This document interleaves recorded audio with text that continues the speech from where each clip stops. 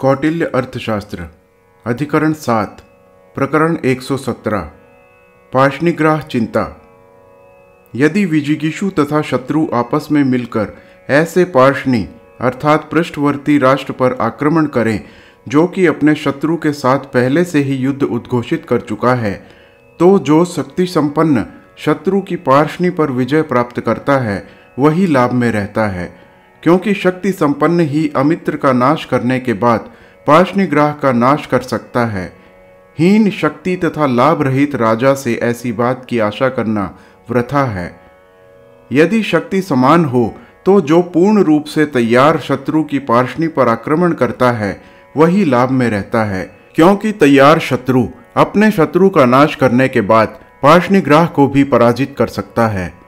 जो पूर्ण रूप से तैयार नहीं होता वह सदा ही राष्ट्रमंडल के कुचक्रों से परेशान रहता है।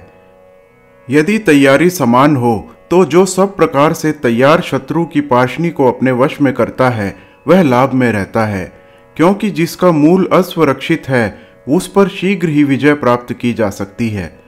जिसने अपने पार्ष्णी की रक्षा का पूर्ण रूप से प्रबंध कर लिया है और सेना के एक भाग को लेकर लड़ाई के लिए प्रस्थान किया है, उस पर विजय प्राप्त करना आसान काम नहीं रहता।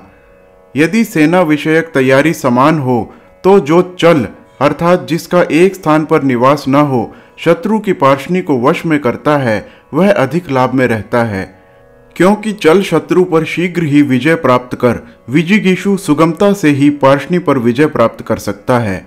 स्थित अर्थात किले आदि में स्थित शत्रु पर आक्रमण करने वाला ज्यों ही किले को हस्तगत करने में असमर्थ हुआ और पार्ष्णी पर प्रभुत्व न प्राप्त कर सका, त्यों ही शत्रु के पंजे में फंस जाता है। अन्य मामलों में भी यही नियम है। यदि शत्रु एक समान हो तो जो धार्मिक राजा पर आक्रमण करने वाले शत्रु की पार्ष्णी को अपने वश में कर लेता है वह लाभ में रहता है, क्योंकि जो राजा धार्मिक राजा पर आक्रमण करता है उसकी अपनी प्रजा भी उससे संतुष्ट नहीं रहती। इसके विपरीत अधार्मिक राजा पर आक्रमण करने वाला प्रजा में पूर्ण रूप से प्रिय रहता है। मूल हर अर्थात बाप दादा की जायदाद को अन्याय से नष्ट करने वाला, तादात्विक अर्थात फिजूल खर्च, कदर्य अर्थात कंजूस राजाओं पर आक्रमण करने वाले शत्रु की पार्ष्णी के विजय करने के भी यही नियम हैं। मित्र पर आक्रमण करने वाले शत्रु के संबंध में भी यही बातें हैं।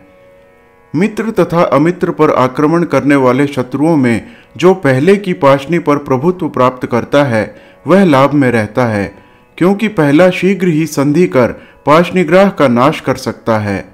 मित्र के साथ संधि करना सुगम काम है, जबकि अमित्र के साथ संधि करना बहुत ही कठिन है। मित्र तथा अमित्र का उद्धार करने वालों में जो मित्रोद्धारक की पार्ष्णी जीतता है वह लाभ में रहता है, क्योंकि अमित्रोद्धारी मित्र की संख्या बढ़ाकर पार्ष्णिग्राह का नाश कर सकता है। जिसने अपने पक्ष में का ही नाश कर दिया वह पार्ष्णिग्राह का क्या बिगाड़ सकता है।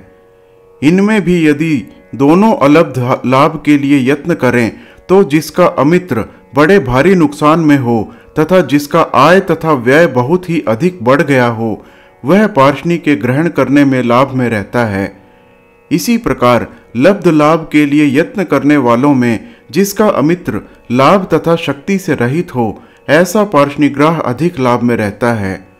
पार्ष्णिग्राहों में भी जिसका यातव्य अर्थात जिस पर चढ़ाई की जाए शत्रु के साथ युद्ध करने में तथा शत्रु को नुकसान पहुंचाने में समर्थ हो, शीघ्र ही अधिक सेना एकत्रित कर सकता है तथा स्थित शत्रु के पार्श्व में मौजूद हो वह लाभ में रहता है, क्योंकि पार्श्व में रहने वाला शत्रु शीघ्र ही यातव्य को नुकसान पहुंचा सकता है तथा उसके मूल में बाधा डाल सकता है।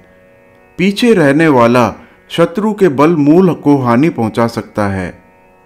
शत्रु की पार्ष्णी पर विजय प्राप्त करने वाले तथा शत्रु की गति को रोकने वाले राजा तीन प्रकार के हैं। 1. शत्रु के पीछे रहने वाले राजा, 2. शत्रु के पार्श्व भाग में रहने वाले राजा तथा 3. अंतर्थी। इनमें से विजिगीषु तथा शत्रु के बीच में रहने वाले दुर्बल राजा को ही अंतर्थी कहते हैं। यह दुर्ग तथा जंगल से शक्ति प्राप्त कर प्रबल से प्रबल शत्रु की गति को रोक देता है। यदि विजिगीषु तथा शत्रु मध्यम पर विजय प्राप्त करना चाहें और इसीलिए उनकी पार्षणी पर आक्रमण करें, तो इनमें से जो विजय प्राप्त करने के बाद मध्यम को मित्र से फाड़ देता है या शत्रु होते हुए मित्र को प्राप्त कर लेता है, विशेष लाभ में रहता है। मित्रता टूट जाने के बाद पुनः मित्रता करना उतना लाभप्रद नहीं होता जितना कि शत्रु के साथ संधि करना अंत में उपकार करता है। उदासीन पर विजय प्राप्त करने का भी यही नियम है। पार्षणी तथा अग्रभाग में होने वाले युद्धों में वही उत्तम है जिसमें कूट युद्ध की अधिक संभावना हो। प्राचीन आचार्यों का मत है कि प्रकाश युद्ध में क्षय तथा व्यय से दोनों ही पक्षों को नुकसान पहुंचता है। इसके विपरीत कौटिल्य का मत है कि शत्रु का नाश पूर्ण रूप से कर डालना चाहिए, चाहे कितना ही अधिक क्षय तथा व्यय क्यों न हो। यदि किसी के साथ लड़ने में क्षय तथा व्यय समान हो, तो जो पहले अपने सामने के शत्रु को नष्ट कर पीछे के शत्रु को नष्ट करे, वह लाभ में रहता है। यदि दोनों ही इसी नियम के अनुसार लड़ें, तो जो शक्तिशाली परम शत्रु को नाश करे वही लाभ में रहे। कि अमित्र तथा जांगलिक राजा की सेना के नाश के संबंध में भी यही नियम है। यदि विजिगीषु पार्षणिग्राह या अभिभोक्ता अर्थात अग्रभाग का शत्रु पर आक्रमण करना चाहे तो इस नीति का अवलंबन करे।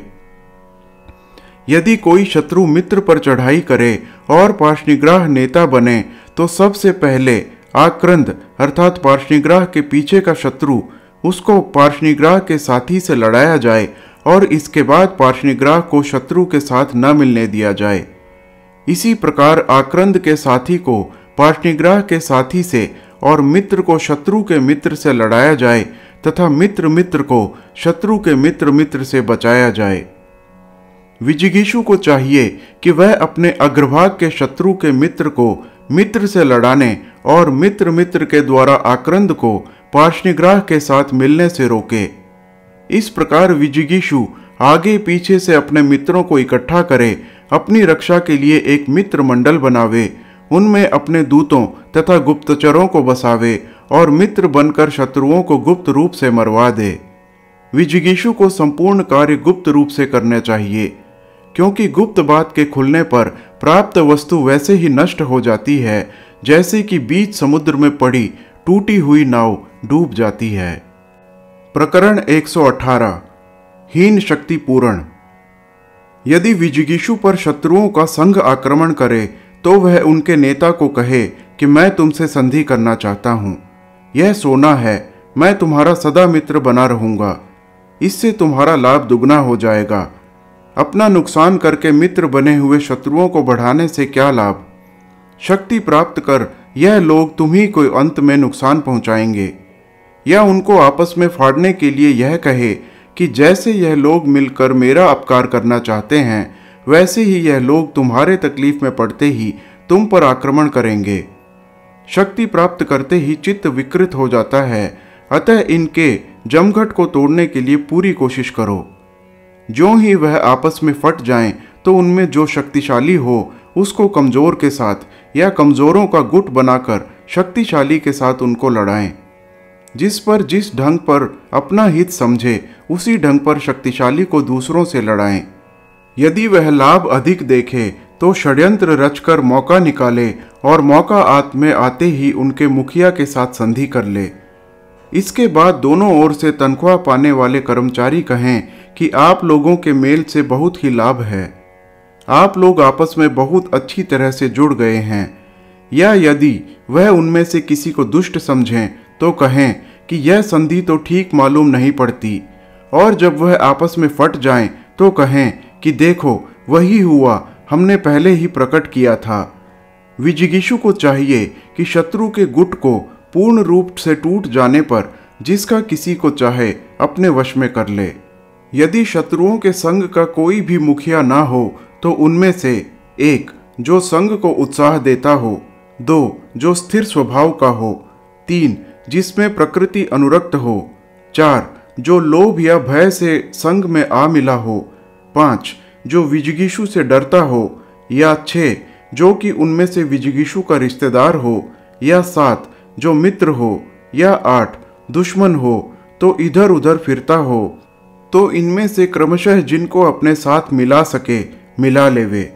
इनमें से एक पहले को आत्मसमर्पण के द्वारा, दूसरे को मनाने तथा अपने सिर झुकाने के द्वारा, तीसरे को अपनी लड़की देकर या अपने लड़के को उसकी लड़की के साथ ब्याह कर, चौथे को लाभ का आधा देकर, पांचवें को रुपया सेना आदि देकर या समझा बुझाकर, छठे को एकता तथा अधिक संबंध बढ़ाकर, सातवें को प्रेम तथा हित की बातें कहकर या कुछ देकर, और आठवें को लाभ पहुंचाकर या उसकी हानि को न कर, अर्थात जो जिस प्रकार काबू में आ सके उसको भी उसी प्रकार काबू में लाकर अपना मतलब सिद्ध करे, या आपत्ति पड़ने पर साम दाम भेद दंड के द्वारा वैसा ही करे जैसा कि लिखा जा चुका है।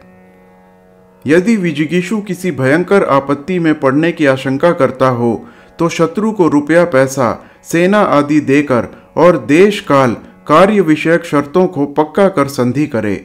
यदि संधि की कोई शर्त उससे टूट जाए तो उसका उपाय करे। यदि उसका पक्ष कमजोर हो तो बंधु तथा मित्र के सहारे अपने पक्ष को प्रबल करे, या अभेद्य तथा अविजय दुर्ग बनावे, क्योंकि जिस राजा के पास किला होता है उसको शत्रु तथा मित्र दोनों की ही आदर की दृष्टि से देखा जाता है। जिस राजा के पास मंत्र शक्ति की कमी हो उसको चाहिए कि वह बुद्धिमान पुरुषों को इकट्ठा करे तथा विद्वान लोगों के साथ मेल जोल बढ़ावे। इस प्रकार वह शीघ्र ही अपने उद्देश्य में सफल हो जाता है। जिसका प्रभाव कम हो उसको प्रकृति के योगक्षेम बढ़ाने के लिए यत्न करना चाहिए, क्योंकि सब कामों का आधार जनपद पर है और इसी से राजा का प्रभाव बढ़ता है। आपत्ति पड़ने पर दुर्ग ही अपना तथा जनपद का अंतिम सहारा होता है। खेतों का आधार सेतुबंध अर्थात नहर पर है। सेतु के द्वारा सींचने पर सदा ही वृष्टि के समान लाभ मिलते रहते हैं। शत्रु पर आक्रमण करने का आधार वाणिक पथ अर्थात व्यापारीय मार्ग है। वाणिक पथ के द्वारा ही गुप्तचरों का आना तथा शस्त्र कवच घोड़ा गाड़ी आदि का खरीदना होता है। खानी संग्राम के हथियारों का, द्रव्यवन किले के कामों का तथा घोड़े गाड़ियों और रथों का हस्तिवन हाथियों का और वज्र गौ घोड़ा रथ ऊंट आदियों का प्राप्ति स्थान है। यदि किसी के पास ऊपर लिखित साधन ना हो तो वह बंधुओं तथा मित्रों के द्वारा उनको प्राप्त करे। यदि उनके पास सेना की कमी हो तो श्रेणी के वीर पुरुषों, चोरों, जंगलियों, म्लेच्छों, दूसरे को हानि पहुंचाने वाले गुप्तचरों आदि को इकट्ठा कर सेना बनावे। शत्रुओं के साथ उसकी नीति का अवलंबन करे, जो कि एक दुर्बल को सबल के साथ काम में लाना चाहिए।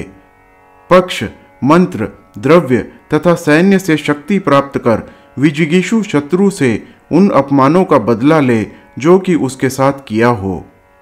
हर हर महादेव।